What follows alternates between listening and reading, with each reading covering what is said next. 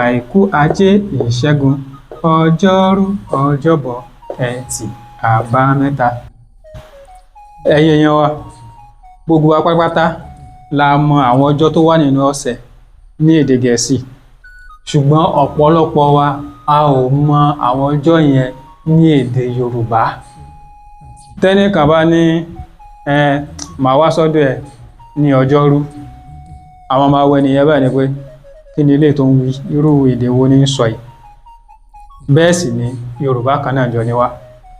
Ẹlòmíì àti ẹni sòdè tí mo gbọ́ jàre, èdè wo ló gbọ́, ṣé Yorùbá kọ́ ni ẹ́?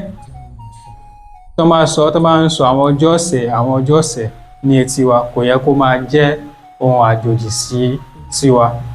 Ní báyìí tí a ò bá ti mọ̀, ẹ jẹ́ ká mọ̀ báyìí. Ọjọ́ Sunday òní ó ń jẹ́ ọjọ́ àìkú ní èdè Yorùbá. Ọjọ́ Monday ní èdè Yorùbá òní ọjọ́ ajé. Ọjọ́ Tuesday ní èdè Yorùbá òní ìṣẹ́gun. Ọjọ́ Wednesday ní èdè Yorùbá òní ọjọ́rú. Ọjọ́ Thursday ní èdè Yorùbá òun ni ọjọ́bọ̀. Ọjọ́ Friday ní èdè Yorùbá òun ni ọjọ́ ẹtì. Ọjọ́ Saturday ní èdè Yorùbá òun ni ọjọ́ àbámẹ́ta. Ṣé wá rí wípé kò le báyìí? Mo lérò wípé ẹ rí kíkọ rẹ̀, ẹ sì gbọ́ dáadáa. Bí a ṣe ń kọ wọ́n náà nìyí, bí a ṣe ń pè jáde lẹ́nu òun náà ni a ti pín yẹn. Àwa tún lè fi kọ́ ní báyìí wípé àìkú ajé ìṣẹ́gun ọjọ́rú ọjọ́bọ̀ ẹtì àbámẹ́ta.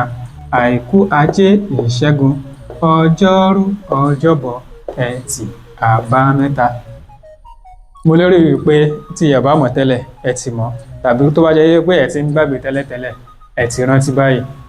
Tẹ́ bá wá gbádùn rẹ̀, ẹ fi ṣọwọ́ sí àwọn ẹlòmíràn náà. Ìyẹn ni pé kẹ́ ẹ fọ́nrán yìí, kẹ́ ẹ fọ́n káàkiri, kẹ́ ẹ share ẹ̀, kẹ́ ẹ fọ́n kiri kí ó dé ọ̀dọ̀ àwọn ẹlòmíràn náà, káwọn náà lè kẹ́kọ̀ọ́ látàrẹ̀, kí wọ́n sì darapọ̀ mọ́ wa ká jọ máa gbé àṣà, ìṣe àti èdè wa lárugẹ. A dúpẹ́ púpọ̀ lọ́wọ́ yín o fún àtìlẹ́yìn àti ìgbárùkù tí yín gbogbo ìgbà. A dúpẹ́, a mọ̀ lóore. Ó dìgbà kan náà. Ojúlówó Yorùbá, ìkànnì àṣà, ìṣe àti èdè Yorùbá.